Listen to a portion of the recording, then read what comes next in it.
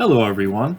In this video, we'll show you how to access online full-text articles and resources through OneSearch. From the Bakersfield College homepage, click the magnifying glass, type library, hit enter, and click the first result to be taken to the library's homepage. To access OneSearch from here, click the Research tab, and then click Find Books and More with OneSearch.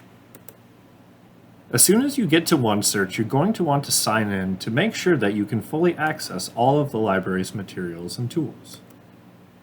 Once you're signed in, simply perform your search. I'm just going to use the terms education humor.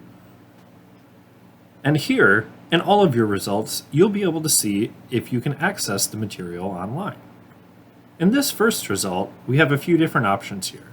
So we can click View PDF to be taken directly to the PDF.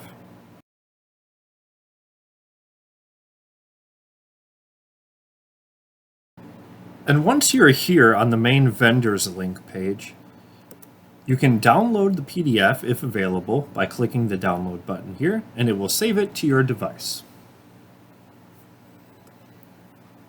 Another option to access the material is to click Available Online, where you can also click the link to be taken to the link on the vendor's homepage. It will actually take you to the same page from the View PDF. And another option is to view the issue content. So in this particular result, this is from a scholarly journal called the Studies in Philosophy and Education. So if you wanted to look at this particular article as well as what else is inside of that publication, you can click View Issue Contents, and it will link you to the entire resource, the entire issue of the particular journal. And if you're lucky, you may be able to access tons of past issues and publications from the same journal, as you can see here.